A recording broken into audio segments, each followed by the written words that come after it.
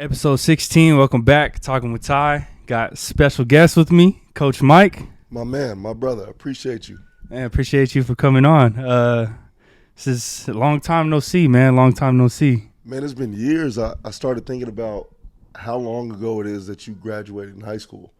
And I think we're like 7 years removed, maybe. Like, you're getting old, bro. Yeah. Yeah. I'm about to be 27 this year, so yeah. Yeah, you're getting old. I got gray coming into my beard, bro. I done lost everything up top. Like, it's getting bad, bro. But I'm happy to see you doing your thing, man. I appreciate you. Yeah, man. You head coach of Edison High School. Yeah, when we're winning, I like to say I'm the head coach. Yes. Other than that, bro, I'm just a guy out there screaming. Oh, man. So start off with your journey of coaching. You came, I think you were coaching Hoover freshmen when I was a sophomore. Yeah, this was 2012, 2013, I think. Man, we're going to be here all day. That journey is crazy. But honestly, I got here. I moved to Fresno to finish school. I didn't really know anybody at the time. And my grandmother was going to this church. And she knew somebody that was on the coaching staff for Coach French at the time named Jeff. Coach Jeff, he was an assistant at the time, and I guess he had mentioned to French, like, hey, I know somebody that kind of wants to get into basketball. Me, I was looking for open gyms. Like, I was still in my hoop days. Trying to ball, Yeah, I still had good knees and stuff, like, you know what I mean? And so he asked me to come down. I met with French, and then next thing you know, like literally the next day, he was like, yo, you're going to coach freshmen for me. And that's how I had never met anybody before here. Oh, so you started with French? I started with French. So French's last year at Hoover was my first year as the freshman coach. And that's when Kaleo was a freshman. Herbert was a freshman. I'm trying to think who else was a freshman during that time. Marlon. That whole crew, they were all freshmen. And so I had a good little start with those guys. And then French left, and I was the only one that stayed on staff because he was gone. And then and Webb said he was going to take Coach. Shout out Coach Webb. That's my guy. It's the first friend that I made here in Fresno. That's somebody that's got to get on this show. Oh, you talking man. about stories. Yo, he so I got him on social media and never fails every year, every day for Black History Month. Yeah. He posts somebody that is, Bro, he's consistent. Yeah. Webb is consistent, bro. I haven't seen him in a long time. He's getting old. That's who's getting old. But the crazy part, he looks younger than me. Like, bro, like he was in my wedding and I'm looking at the pictures and stuff and I'm like, bro, how is everybody staying the same age? That's what happens when you get out of coaching, man. He made a smart choice. But Webb stayed on. He took off. So my second year is when I had DJ, I had Dwayne, I had Mac, I had Genesis, and they were all freshmen. And I had them during the summer in AAU. We killed in the summer in AAU. And then I kept them, and that's when LaFleur took over as the head coach. Right. Who I know you had on the show. Yeah, that was a dope interview, bro. And, that shit was so long, bro. It was like me, him, and Jerron probably sat here for probably about almost 2-3 hours. Easy. Yeah. Those 3 characters, bro. There was so much that had to be cut because I was like, nobody's going to sit here and watch a 3-hour podcast. So let me grab all the good key points. I bet. I'm sitting there watching. I'm like, bro, I know they got stories for days in here, like, honestly. And so, yeah, with that Dwayne DJ team was really, really good. In fact, it's always funny. I always say DJ, I had a 15-man roster, man, and DJ was like the worst player on our team. Like, by far, the worst player on my team. And DJ knows this. Like, I love DJ. I talk to him every single day. And he was the worst player on our team. And so after that year, we played really well. After that year, I ended up at Reedley College. And that's a story in itself. But I ended up at Reedley College for a year. And I think more than anything, it just helped to put something on my resume to say, hey, like, this guy knows what he's doing. And then LaFleur left after that. And right when he left, my phone started going off the hook. Like, you remember Lance and Albert, or Alvin and those guys? Man, they were calling me like, yo, Hoover's open. I'm like, what are y'all talking about? Like, I'm not going back to high school. I didn't got that. So, of course, I ended up doing it. 4 years I spent at Hoover, and I had a lot of good guys. I'm sad that I missed your guys' group. Like, it sucks. I wish I would have been able to be the head coach for you and Jerron and Marty and those guys. and Rakim, but I wish I would have had a little bit more of a hand in that. Yeah, you had Rakim in Reedley, no? Wasn't he at Reedley? Yeah, but he redshirted that 1 year that I was there. He Yeah. redshirted, but like Rakim was just, bro. Rakim was. I ran into his dad the other day. By the way, I ran into his dad on Friday. He came to our game. Rakim was special, or like different. He wasn't the best basketball player, but you talk about an all-around athlete. Like he's probably he's one athletic, of the better yeah. athletes that Fresno's ever had. Like he is nuts. Yeah. So I had that group, and then so I was there for 4 years at Hoover, and I had DJ was a junior by the time I got back, and he was a lot better. Dwayne turned into one of the better shooters that's come out of this section. McAvell with his little crafty passing. I got a couple transfers that came in. I had AJ George come through, who's at Long Beach State right now, hooping, bro. Balling right now. AJ was a dog. I remember him in 6th grade, and I had him in. I was looking at him like, yo, who's this like light skinned kid with this flat top lefty? Like he's gonna be nice. And I told him early on, like, you'll be D1 if you pay attention to grades. And thank God he got it together.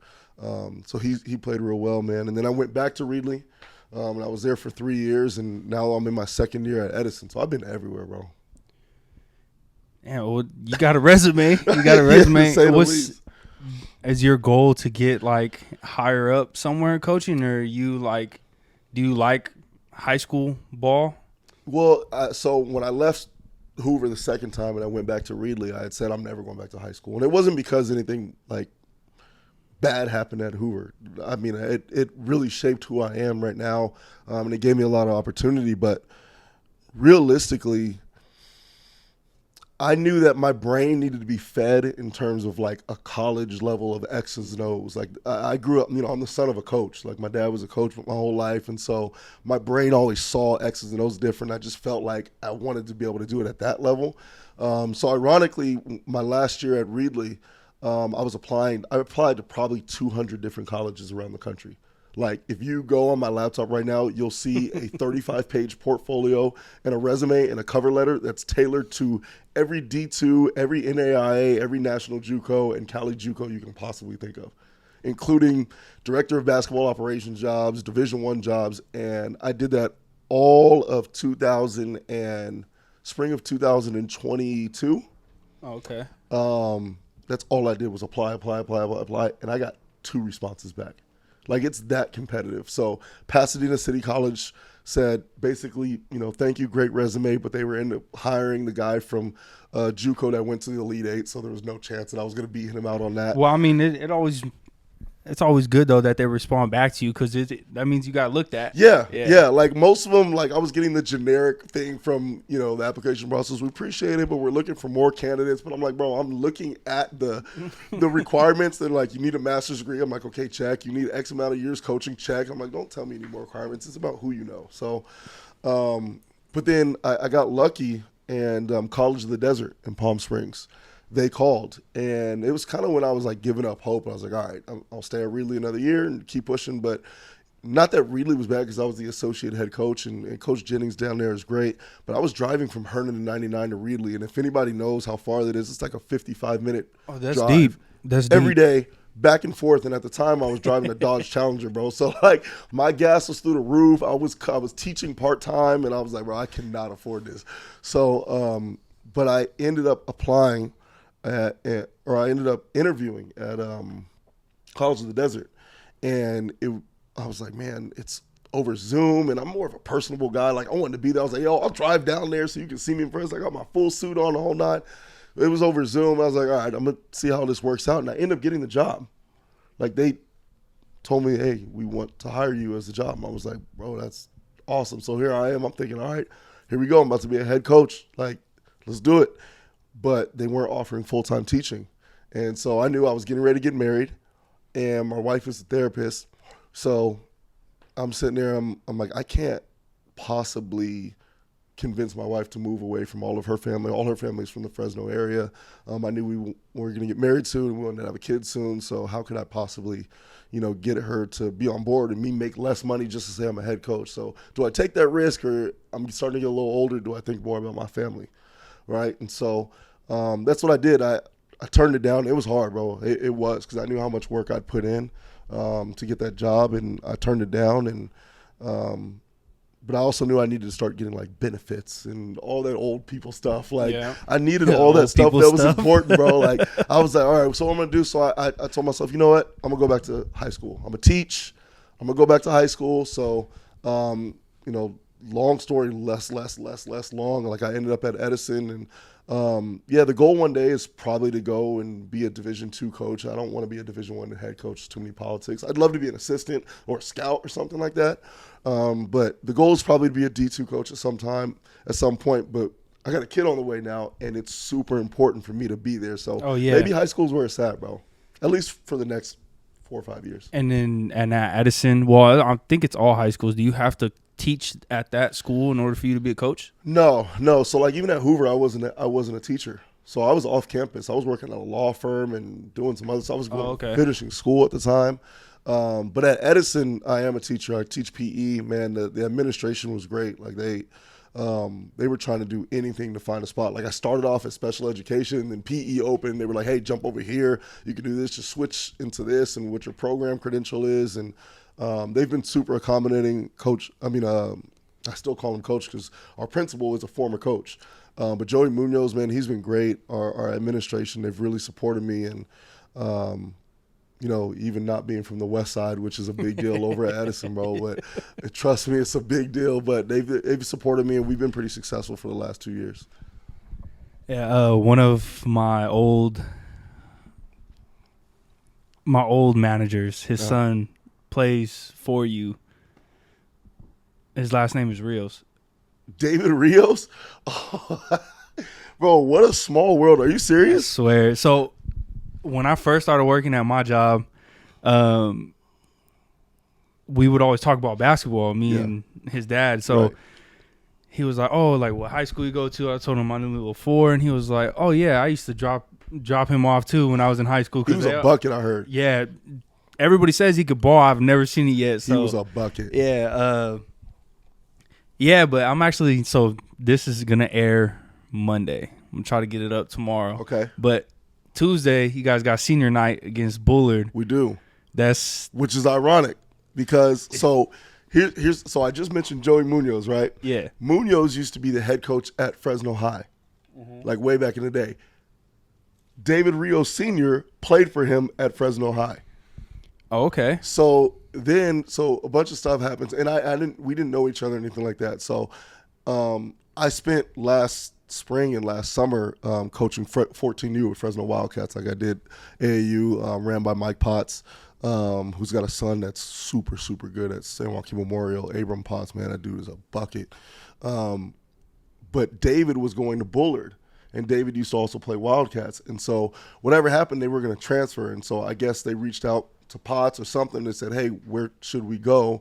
And next thing you know, I get a phone call from David Rios Sr. He said, hey, my name is David.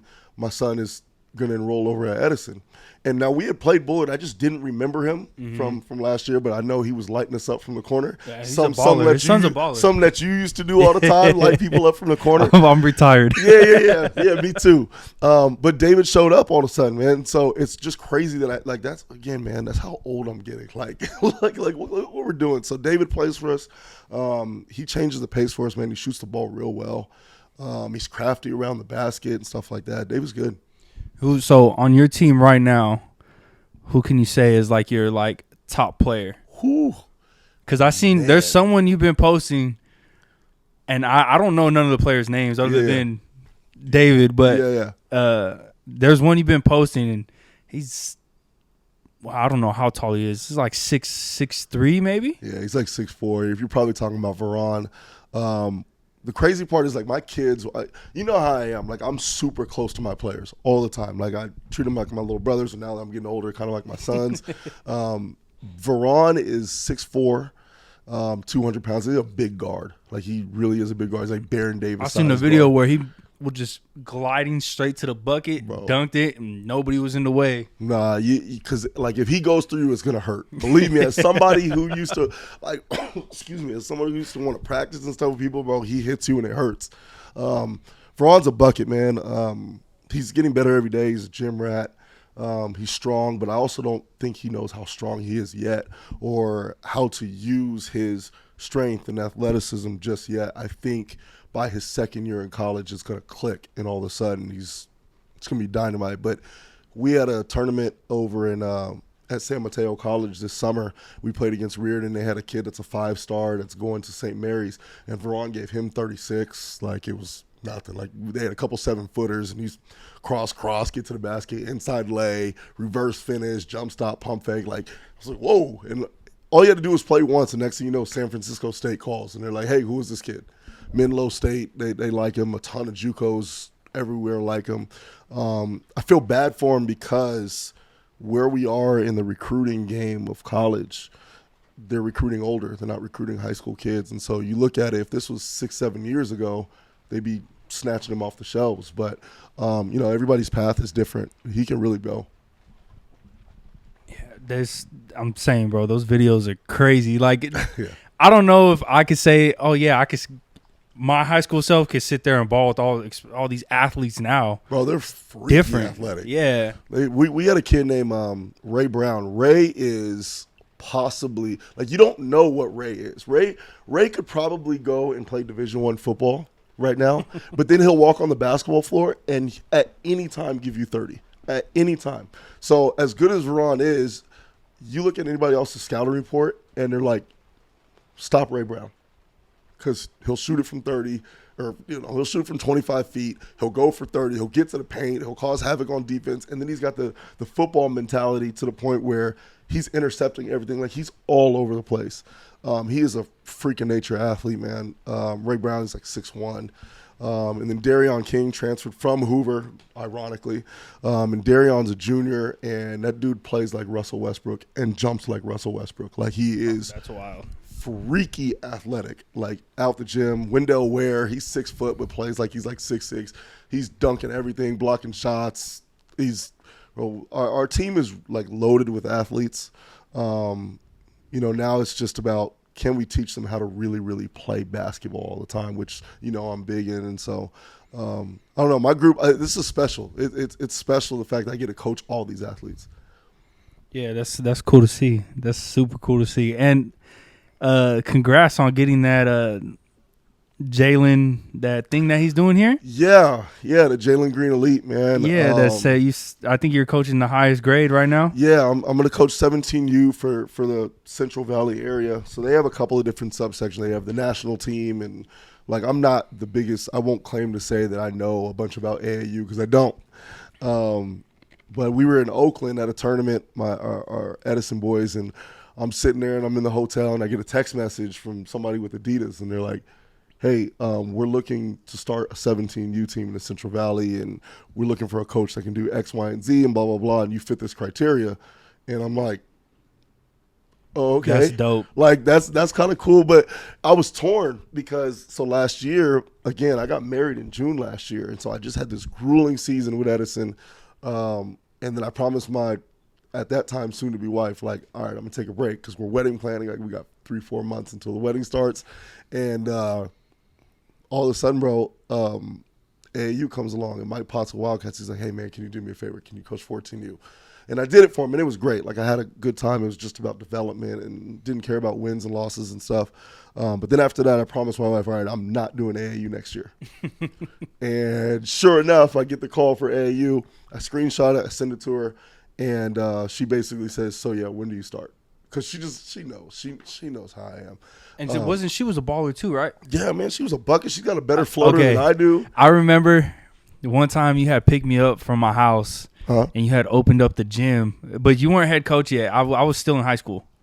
So this had to be probably like my junior. You guys weren't even together yet. No. I think that was probably exactly like close around. Yeah. Yeah, we were all sitting down watching you guys play. We're like, oh, yeah, he's spitting game right now. Not only is he playing game, he's spitting game.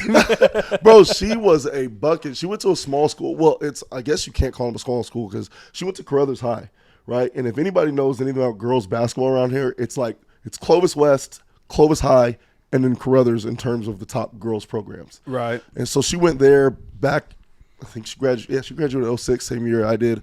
She could have played in college. I know that a couple of JUCOs wanted her, but I know when we first started talking today, we went to the gym. I was like, oh my God, a girl that wants to go to the gym. That's dope. And so we're in the gym and she starts shooting. I'm like, hold on a second, bro. Like her floater's nice. Her jump shot's nice. She can talk basketball. I was like, oh man. So I ended up calling my dad and telling her, I was like, yo, Pops, I think we got one of them ones. And so, no, she's been a supportive, man. You cannot be a coach without a supportive wife. It's impossible, bro. Yeah, no, that's dope, man. That's dope. Yeah. That's dope. Man, going back to high school, I remember your dad. There was this one. He had came one time, and I don't even think varsity was with us. It was just JV and freshman. Yeah.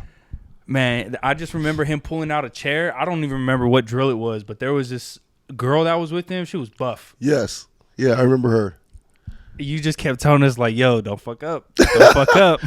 Bro, that infamous chair drill, and I wish I could, like, call my sister because my dad used to try. Again, my dad coached for 30-some-odd years, right? And so my dad used to try out all the stuff he wanted to do to his players. He would test it on my sister and me first at, like, age 8 and shit. So, like, literally, the chair drill, the infamous chair drill, I've only done it once at Edison, man. I don't know if these kids can handle it. But the chair drill, you get one of those folding chairs, and you got to hold it parallel in between your legs and defensive slide across the floor. And you talk about the burn on the outside of your thighs, bro. My dad is a ex-military dude, man. The dude's a part-time nutcase. Like, he's crazy. He's crazy. And I'm like, Dad, you don't know these kids, bro. Like, take it easy. Like, what's wrong with you? He does not care who you are. He doesn't care if you're 10. He doesn't care if you're 15, 25. Like, you're going to get the same treatment. I think that was probably the only time everybody in the gym was like, we're doing it. Like, okay, a web workout. Facts. That was like I was getting ready to go to the military. Facts. That was my setup right there. Facts. So, we'd plank and do sit-ups. Like, we get tired, we stop. Whatever, coach, he knows we're tired, but he'd say something with your dad. Even if we were tired, he was on it. No breaks. He was on it. No breaks. That's something I do remember. Bro, breaks are impossible. Like, I wish there's some moments where I wish I was a little bit more like him in terms of coaching, but that's just, I don't know. I was always taught to be my own man in terms of how I do it. But there's certain stuff where I find myself stealing all of a sudden. I'm like, bro, that was some outwardly stuff. And plus, coaching has changed. You can't like my dad was doing. Yeah, bro. He my said dad 15 seconds water break. Word. There's only one water fountain in there, so all of us spread out. One to the boys' locker room, one to the main gym. Gone. So I think some went outside. We have 15 seconds. 15 seconds. If you're not back, bro, we are back and doing the same stuff, bro. I've been in the gym with him before where, like, he'll just make up stupid stuff. Like, hey, we have 15 seconds to find a W anywhere in this gym. Like, literally the letter W somewhere on the floor, on a sign. And if we don't find it, we're running a mile. And go. And everybody just take off running. Now, full well know that he knows, like, this is a person, he'll have a 7 a.m. practice and be in the gym at 4 a.m. by himself preparing for stuff. So he'll look around like, all right, there's no W in here. So he knows it's impossible. So he's giving you impossible tasks, and he'll come back and he'll have you run for it, but he's really just testing your mental toughness. Like, are you going to do it or are you going to quit? And that's why his teams were always the toughest. Like that, I don't know. I definitely got that from him in terms of, like, I don't care if I'm down 40. Like, I'm going to play as if it's game 7. You know what I mean? And that's good mentality to have. No, that dude was awesome. I do feel like my kids are shortchanged a little bit because, as you know, he passed about 5.5 years ago. But I feel like my kids are shortchanged just because he had a different way of just connecting and getting players to run through a brick wall. And they all knew that at the end of the day, he loved them unconditionally. So I don't know. I'm trying to embody that a little bit. And I think I'm doing a decent job, but nobody can do it like Pops. Yeah, but he left his legacy with you. So, yeah. I mean, his coaching style, your coaching style. Yeah. I mean, you're not as hard on us as when he was there. No. But you for sure show love for the game, and the love for your players is, you could see it, bro. Yeah, no, for sure. My dad, I think we're opposites. In practice, he was almost a tyrant. And then in the games, he's just kind of calm. He didn't sit down, but he was real calm. Whereas I'm a semi-tyrant in practices, and in the games, it's a whole nother level of intensity. Like, I'm in a defensive stance half the game, you know what I mean? Like, you know what I mean? I'm sliding up and down the floor. I'm doing closeouts. Like, I'm in full sweat mode. Like, everybody knows how I am on the floor, but it's just because I coach the way that I played. And I coached and played that way because of my dad. You know what I mean? So it's just about getting the best out of yourself. But, yeah, man, I love what basketball is able to do for kids. So with the senior night that's going to happen on Tuesday, which is when this drops tomorrow, do you guys go through film? Like, is that still a thing? I'm pretty sure it's still a thing, but you guys like watch film, do all that? Yeah. I mean, tomorrow is going to be a lot because, number one, we're going to have to watch film, and we're preparing for a really good team in terms of Bullard. Like, Bullard, they came in and really just punched us in the mouth when we played them the other night. They're balling right now, too. Bro, they got it rolling, and it's a sad shame that, you know, their best player, Javance Coleman, he just went down with a foot injury. He broke his foot. He's out for the season. Super sophomore. He'll be D1, no question. But they're still going to play well. Like, they are easily a top 5 team in the section. They're well coached. So we got to prepare for that. But then the other part of it is we have 4 kids on our roster that transferred from Bullard. So Wendell Ware, he's a senior. He transferred from Bullard last year. So he played with us last year. This year, we got Cameron Bowen, who is the cousin of Bruce Bowen, playing in the NBA, right? So he transferred from us last year. Both are grit, heart and soul defensive guys. Barry Quinn, who's a junior this year, and then David Rios, who we talked about. So there's like so many ties, and then guys like Ray Brown went to Tenaya. He was supposed to be a Bullard kid, but ended up going to Edison. There's those interconnected ties. And then even with Javance, like when I was at Hoover, Javance was in my Little Pates program from 3rd grade until 6th grade. And his dad, you know, is a Hoover guy and then went to Washington Union. So, like, there's just so many ties between us. And then it's senior night, and I got 8 seniors. So I got to find a way to honor all of them, get them ample playing time, and we're still trying to prepare for the playoffs. So there's a lot going on. Well, so are you guys already in playoffs? Or you have to win? Like we'll definitely make the playoffs. Yeah, we'll definitely make the playoffs. I think we're going to end up being a D2 team this year. Truthfully told, the enrollment at Edison is D2-ish. Like, we're a D2. We just have always played a D1 schedule. And this year we played beyond a D1 schedule. Like, we played in Oakland, we played in Sacramento, we played in LA. I seen that on Max Preps. Bro, I was looking at it. I have driven so many miles in our vans this year, bro. I am so sick of the car. But we played a D1 schedule to prepare for the playoffs. And ironically, we kind of played a little bit better out of town than we did in town. And I think that's just because out of town guys play with the same athleticism that we do, right? Like run and jump, blocking shots at the top of the square. That's kind of how we play. You know, I kind of play more of a college-style game than I do the traditional high school game around here. But we'll be in the playoffs for sure. I think we'll be D2, and we'll try to make a run at it and see if we can win the whole thing. It hasn't been done at Edison in 10 years. Ooh. Yeah. That would be dope for you to do it. I'm rooting for you, man. I'm rooting for you. I appreciate it, man. So when you're on road and you're driving, do you feel like you're still that coach that everybody wants to ride with? Yes. Because I know you're closer to my age. So when we drove to, I want to say like L.A. Yeah. Riverside, Cal State Baptist. Yeah. And everybody was like, "Oh, I'm going with Coach Mike." That van was packed, and then it was just me, Marty, and someone else with LaFleur. Yeah. And then Lance had a couple kids, but everybody was in your van. Bro, it's the exact same thing. And I don't know what it is because, like, I'm also the coach that, right? If you're the head coach, you're the bad guy most of the time. So I always find it ironic that I get in the vans and the kids are piling to get in my van, but I'm also the one that's screaming at them the most all the time. So it's like, it's weird. But I think it's because I tend to let kids, when we're off the court and we're behind closed doors, I want them to be themselves. Like, have fun, listen to your music, do what you got to do. Like, I'm training you to be an adult, but I'm also training you to be a human being that you're meant to be. And so we have a game going on in our van right now. So if we have 6 guys in my van, there is a game amongst the kids. If you were the last one to get back to the van after we got something to eat. You're kicked out of that van until the next stop, and you got to go get the other van. That's crazy. So we're literally in Oakland 4 weeks ago. We're in Oakland, and we have and myself and Coach Ayers, who's my right hand man. That is my brother. We're driving the vans, but both vans were unlocked, and all the kids that normally ride in my van accidentally got in his van. And so I sit in a car, and they all realize what's happening. I had dudes jumping through the windows. I had dudes jumping over the car, fighting to not be the last one. And somebody got last, and they threw his backpack out the car. They said, get another van. Bro, it is crazy. I don't know what is wrong with these kids. But at the same time, those are the bonds because, as you know, I bet you don't remember all the wins and losses that happened in high school. No, I only got one good memory and one bad memory. Right. That's it. But you probably remember all the funny stuff that happened. Oh, yeah, no. Exactly. For sure.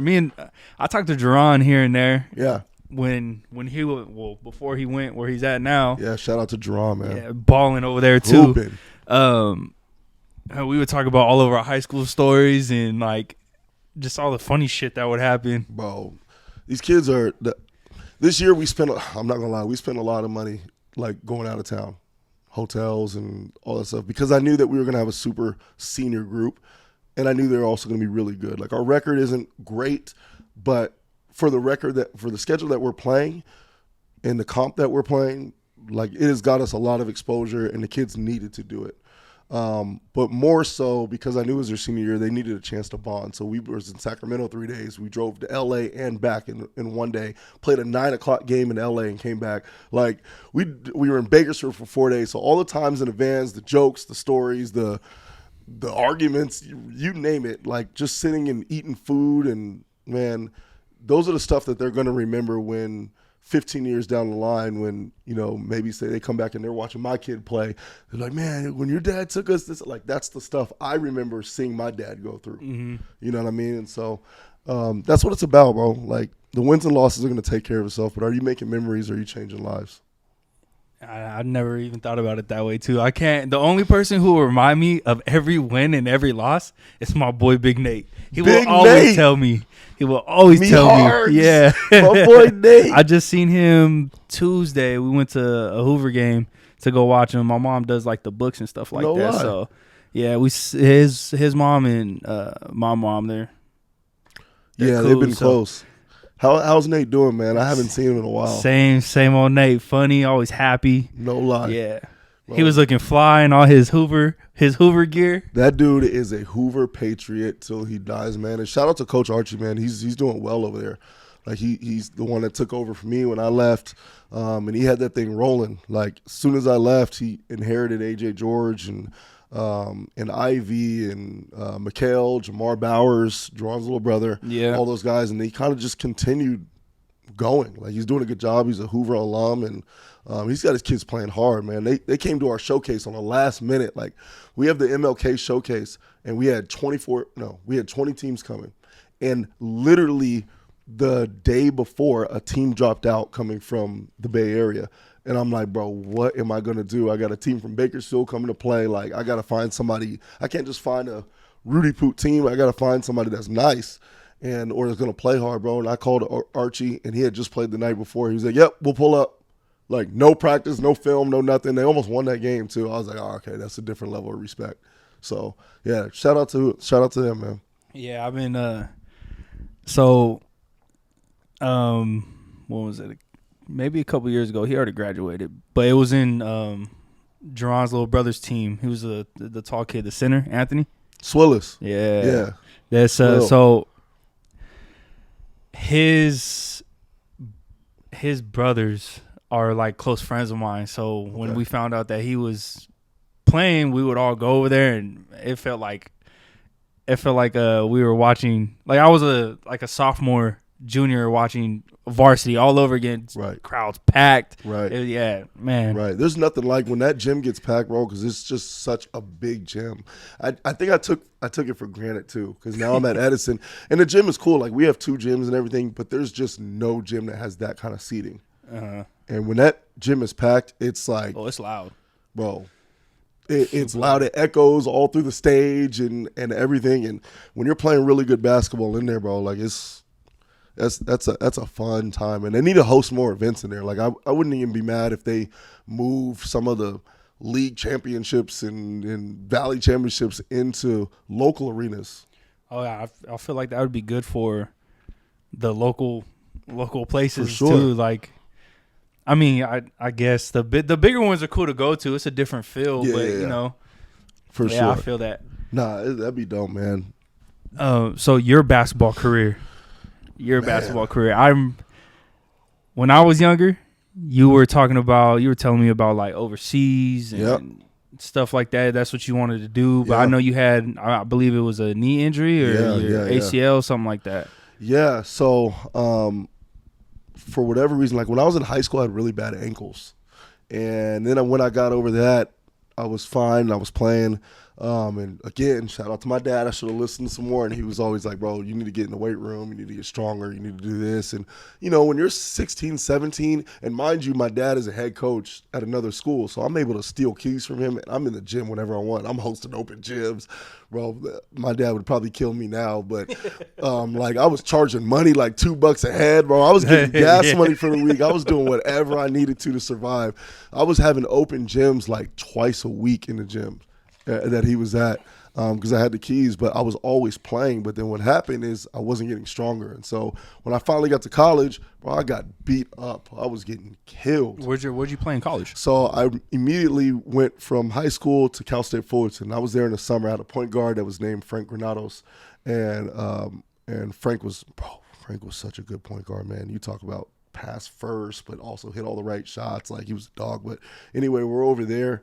And that was when Bobby Brown, who got drafted by the Kings, was there. So I knew I wasn't going to play freshman year. Like, I'm not about to play. So I'm in there practicing, and here I am trying to Euro step, and I get hit at the same time, and there goes the ACL. I just remember hearing 4 pops. And again, I'm cut from the cloth that I am. I tried to get up and walk it off and stuff, and I just collapsed over. I'm like, bro, all right. I'm not going to go to the doctor. I'm not going to go to the trainer. Leave me alone. I'm going to ice it, and I'm going to wake up in the morning, and I'm going to be all right. Bro, I woke up, and my knee was a balloon. And it still took me forever to get it fixed, get it checked out, because I'm just hard-headed. Like, I feel like I can play through everything. And then I rehabbed from that, and then my dad and I talked about me going overseas because it had been a little while since I played. Then I got hurt again, and at that time, that's kind of when I was transitioning to Fresno, and we had that talk, and it was like, you know what, I'm sick of getting hurt. Like, maybe it's just time to hang it up. The athleticism's not there anymore. I still love the game, but I know I can't move the way I need to anymore. And luckily, coaching came at the right time because it fulfilled that void of competition that I was missing, not being able to play, because bro, that was the worst experience of my life, not being able to play. Do you play with the boys in the gym? Hell no. No, a little bit, but number one, as I've gotten older, some things bother me. Like, high school kids don't pass. Like, bro, like, they don't pass. They don't pass the fucking ball. Bro, yeah, bro. Like, getting benched. They don't pass. They don't screen. They don't cut. Like, that's just not their normal thing, because everything they don't even watch basketball anymore. Not just Edison kids, any high school kids. They don't watch basketball anymore. They watch mixtapes. So everything that they see is highlight. So me, I'm in my mid-30s. I'm like, bro, I don't want to play this style of basketball. So sometimes we do, like, we'll play one-on-one from the block. We'll do little shooting competitions. Every so often I'll get out there and I'll get up and down the floor a little bit. But to be honest, I need to get back in a better shape so I can play. But I do spend a lot of time down at Reedley College, and a bunch of us old guys my age, coaches and former players, will play because it's a lot more San Antonio Spurs basketball. Right. And I can handle that up and down the floor, bro. I can't handle dribble, pull from three. I'm like, bro, I'm not doing this. I'm too old for this. Okay, there's this thing that's been bugging me, and it's a drill that we used to run, and the only way we would get to it was like one of the funnest drills we would all play. I remember doing it when French was there, but the only way we would do it is if we all had high intensity. So Webb would cut it if like somebody stopped clapping. Okay. It used to be, it was a 3-on-3, but you would come from the sides. You know what I'm talking about? I can't remember what the drill's called. Oh, it's either Scramble or UCLA. UCLA. That's what it was. UCLA. Yeah, I was like, man, I don't know why. If I was to go play, like that's what I would want to do. UCLA. We that tried was to a do whole. that the other day, not too long ago in the gym, and our kids were like, "What?" I'm like, "How do you guys not know how to play UCLA, bro? UCLA. Number one, you're always at a disadvantage if you're on defense, right? So it's always a 3-on-2, and you got somebody running. So offensively, you're trying to hurry and make the right reads. You know who used to kill in that drill? JR. Oh, yo. JR, because of how athletic he was, somehow was on the floor the entire time. Like, bro, you're supposed to get off at some point. But JR was getting run over there, bro. Like, shout out to JR, man. I haven't seen him in a minute. He used to work with me, too. I haven't seen him in a minute, yeah. Man, that's crazy. I know Rakim was here in town not too long ago. Because, I ran into Pops, and he said Rakim got into town, and all he did was hang out with JR and Irving. And then went back to the Midwest. He was doing everything he did when he was here before. That's all he does, bro. That is dope. All he does. That's dope. When you do that thing for Jalen, I'm gonna need you to talk to Jalen for me because I need him here too. Bro, that would be dope. I'm gonna try. I've been trying to get Fresno people in. I had somebody on the pod that had told me if you can't do it in your own city, then like how you gonna do it somewhere else? So I'm trying to get people from here that we came from the same place. Facts. So and I think that'd be dope. Yeah, Jalen's hospitable, man. Matter of fact, shout out to Jalen, bro. They sent out they sent our kids shoes. Like they sent our whole varsity program shoes. So shout out to him, Mike Hill, Pat Cooper, the whole Adidas brand, man. They sent us shoes. They asked me for our sizes like well into the season. And my kids, they were like, "Oh, just get team shoes, blah blah blah." And I've never been a team shoes guy because I want my own shoes too, man. Word. I don't like wearing the same shoes. I kept lying to them. I was like, "Bro, we're not doing that. I got you guys sweatsuits," but I knew the whole time they were coming. And so they were sitting in my house for a while. And I think there's a video somewhere on my Instagram or Twitter or something like that about when I gave them the shoes, and our kids went crazy. So shout out to Jalen, man. I'm hoping that maybe Edison can work something out. Maybe we play well enough and parlay that into an Adidas sponsorship or something. That would be good for just Fresno's basketball programs in general. If that were to happen, that'd be big. Yeah, man. And shout out to you too, man. Like I'd love to hear the story about how you got into this podcasting space, and because I think everybody's got a story to tell, and I think that you're one of the guys that I've come across in my coaching career that have always continued to strive and never just stayed in one lane. You were always trying to figure out where can I be better here, where can I be better there. I mean, I think that's a story to tell in itself. Like, we talk about something at Edison we do called Wisdom Wednesdays, where we bring in somebody inside of basketball world, outside of the basketball world, that can give them a unique perspective about how to be successful in life. And I think that's something that you'd be able to bring to the table. Like, hey, this is what I did. Here's some of the pitfalls I had out of high school. Here's some of the success stories that I had. And this is where it'll land you. Because I think guys need to hear that, man. Yeah, I appreciate that, man. Guys need to hear that, bro. That's love. Who else do you plan on having on the show? I'm actually gonna try to get. So I'm working up to that dude that hosts the Ball Till You Fall Instagram. Yeah. So I'm trying to do all my basketball people right now. I'm gonna try to get Lance and his daughter on. Have you seen her play? I haven't seen her play, but she has been balling, bro. Niley is. Oh my God! And it's crazy. You was there at Hoover Road when she was. Probably like 3 or 4, and we would pick her up so she could shoot the basketball in the courts. Makes no sense why she is as good as she is now. I mean, it does. Shout out to Lance, bro. Like, Lance has been working on, game winners. Shout out Game Winners 30, Lance Gregory. Don't call him out by his gamer tag, man. Shout out Game Winners, bro. But Lance, bro, worked on Niley's jump shot since she was like 2. And so she's got the form, and she shoots just like Lance. She might shoot better than Lance, to be honest. Sure shoots better than Lance. Niley is a bucket. And I was sitting there, bro, when I was trying to figure out, are we having a boy or a girl? I was like, dog, if I have a daughter, she got to turn out like Niley, because she is raw. Here's the other part, how old I am, bro. I got to Hoover. I got to Edison my first year as a teacher, and this girl walks up to me, and she was like, "Hi, Coach Mike, do you remember me?" And I'm like, no. Not at all. She was like, "I was in your little pace when I was like 7." And she's a senior in high school now. I'm like, bro, what is happening right now? And I remember her, and I bet you that I just saw a picture that came on my flashback. She was in the picture, like we used to take those group pictures, little pics. You're in the picture, she's in the picture, and I'm like, yeah, bro, it's a wrap, bro. We're torched. We're getting old. Yeah, when we did those AAU things, or what? Yeah, that's what it was, right? Yeah. That was little pace, the little pace. That was fun. That was fun. That was a memorable time too. That was where us as players got to be coaches, and we were like, I remember me and Jerron, we would just compete the whole time. Oh like, my God. We would pick a fire squad where we knew we were gonna win. Is that when they were on the low hoops? Yeah. We used to lower the hoops down, bro. Have you ever thought about getting into coaching? I want to. It's something I thought about, but like I don't want to be no head coach. I just want to be like where I can go help out, because I have my main job that I do. Right. Still got to come home to a family. Sure. I don't want that stress that you have to deal with. I do not want that. Yeah, no, I hear that a lot of people I ask. I'm like, hey, do you want to be a head coach, or do you want to be a coach at all? And a lot of people, they want to be a part of it. But you're right. Like, my job is probably 10% basketball, and the rest of it is administration work, crisis control, handling different stuff. And I don't know if it's like that for every coach, but I'm super hands-on when it comes to stuff. So it's like, hey, a kid needs help getting his application started. It's like, all right, I'm pulling up. Let's work on this application.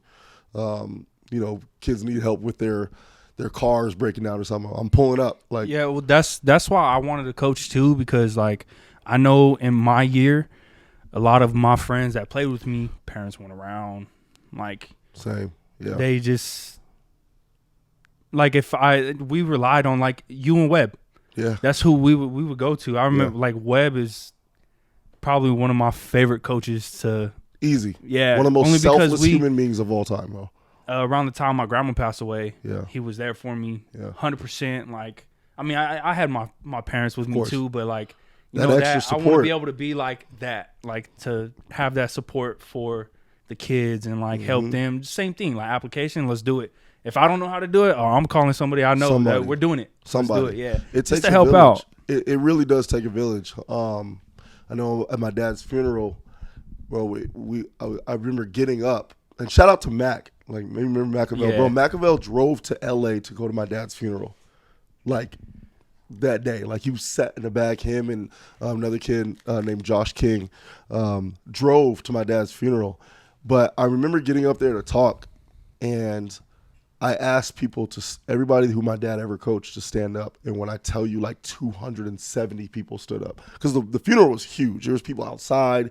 Like, your dad was very well known man. Yeah, he was a nutcase. but man, everybody stood up, and I was like, oh, well, that's crazy. And I realized I was already 5, 6. I'm on year 12 of my coaching career, so I was already in year 6 of my coaching career. And I realized, I got a lot more to do. Like, there's a bigger purpose here. Because at the end of the day, in 20 years, bro, nobody's going to remember how many games I won. They're not. They're just not going to remember unless that. You're like like a person who's all into stats and stuff like that. I think those people will probably remember it. But everybody else, like you brought up earlier, I can't remember the wins and losses that I had.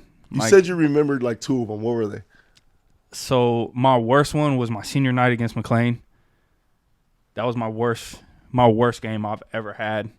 That was the only time I had my whole family there, and like my family had that shit packed out. I made 1 out of like 12 shots, and every single one of them, they were looking nice, but they just do-doom out. Got it. Yeah, worst one. My best one, I think, was when we went to LA.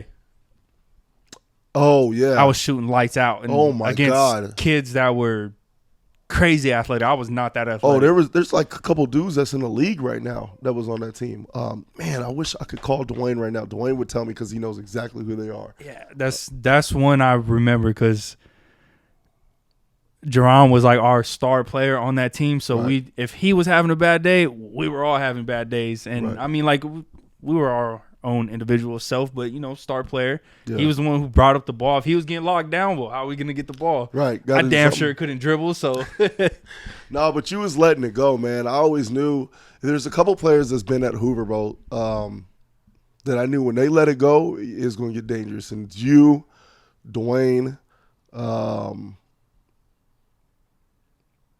Rakim was definitely one of them. He was a baller. And then shout out to Mike. You remember Lil Mike?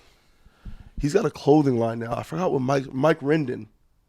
I would have to see him, to be honest. Mike Rendon, man, he was a hooper. He was a junior, or maybe he was a senior Rakim's junior year. I don't know, but he was with that group with French.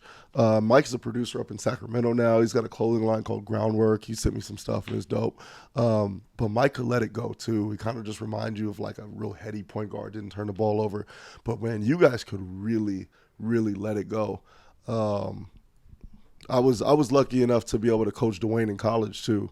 So Dwayne ended up following me to Reedley College. And that's dope. His game hopefully progressed more and more. I mean, he was never the guy that was super athletic. He's always stiff. Always. It was always stiff. Always super stiff. But, bro, that kid right there, I remember talking to Chiz over at Roosevelt, Coach Chisholm. And as good as DJ was as a junior and senior, it was Dwayne that was on everybody's scouting report because he'll give you 25 in 4 minutes just like you, his ability. He get 1, 2 down, it's over with. And that's such a premium in today's age, man. I wish you would have kept playing for sure. I wish I would have kept playing too. Do you regret it? Yeah, to an extent. Yeah. But I know probably if I would have kept playing, I wouldn't be where I'm at now. Right. Where, like, I got my little family, I got my own house, stuff like that. So, shout out to you, bro. That's dope. But I've been wanting to go back and play, but I know my body don't work like that no more. Right. I'd have to go and get in super shape. Yeah, same here. I think it's amazing that, I don't want to over-spiritual this, but I think, like, the plan that we have is never the actual plan of how it works out. Like, I'm thinking I'm going to have a good career overseas my whole life and play basketball, but I don't know that I wanted it to work out that way if it would have. Yeah. Because then I wouldn't have met my wife. I wouldn't have had my kid on the way.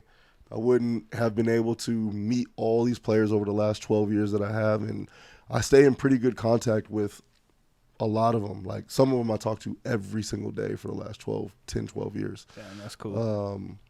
And I think that's what my ultimate purpose is just kind of to help, because basketball saved me, so why not push it forward? That's how I feel too. Throw on some headphones, just put me in a court by myself, and I don't care how shitty my day was or what I'm going through. Like, that's my meditation right there, basically. It just chill. And if anybody knows Tylere and seen his jump shot, you can always see him by having the little knee straps. Yo, I don't wear those no more. I stopped wearing those. Get out of here, bro. I stopped wearing those my junior year. What? Yeah, right before you had left, I took them off. See, I would miss that. But I could always see the form was down here. The knee straps were on. He's got 10 toes to the basket, bro. I can see the release, bro. I remember specific jump shots, and I remember Tyler's jump shot, bro. You're the only one so far that I've had on here that has brought up those damn knee braces, bro. Yo. Tyler's like, bro, this patellar tendonitis shit is not about to keep happening. And I remember I used to rock them things too, but Tyler was notorious for having those on, bro. I had those on since I was 10 years old. Bro, knees is a problem. Knees was a problem, bro. You have to get Webb on the show.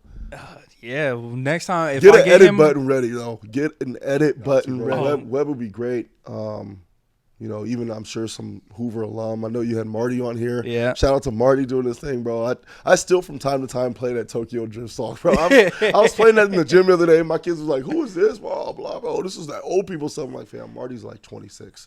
Like, chill. And nah, but bro, you've had some dope interviews, man. I just shout out to the whole movement, everything that you're doing, man. This podcast is dope. Appreciate you, man. Appreciate you. Next time, if I get Webb on here, I'm calling you too, and I'll have both of you on here because that would be dope to have. That'd be dope to have. Well, you know what? We got to talk. We would love.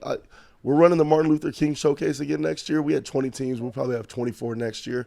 Bro, we would love to set up like a podcast booth. Let's do it. Like, the player of the game. So this year we had the player of the game sign, take a picture, but then have him go do an interview with the podcast. That's dope. So there's somebody at Hoover. There's a kid that's a senior, and he does like basically like the announcers in the NBA. He has his own little camera on the stage. Yeah, and so I watched the video from the Tuesday game I went to, and man, he does a little interviews with the coach afterwards, and so I know what you're talking about. That would be dope. That would be dope. That would be ill. We got to do it, bro. It's a we big, set something movement. Up. I could travel, so all this stuff gets taken everywhere with me. Bro, the kids, you know how they're all to the flashy stuff. They'd see, what? I get to talk on a mic, and bro, they would love to do it. We'd love to partner, and we get NorCal Sports to stream all of our games, so everything is on YouTube. So then we'd be able to partner and throw up, you know, your banner and your stuff on. That's and cool. Trying to get more exposure, bro. We're all about partnering. That's what we do, man. It's a family over here. Yeah, that's dope, man. I appreciate that. Yeah, let's get into it. My man. Thanks for hopping on, man. Episode 16. Yeah, next time we'll get Webb on here for sure. Coach Webb, my guy, Tyler. Yeah. Appreciate Thanks, man. Yes, like, sir. comment, subscribe. Thanks for watching.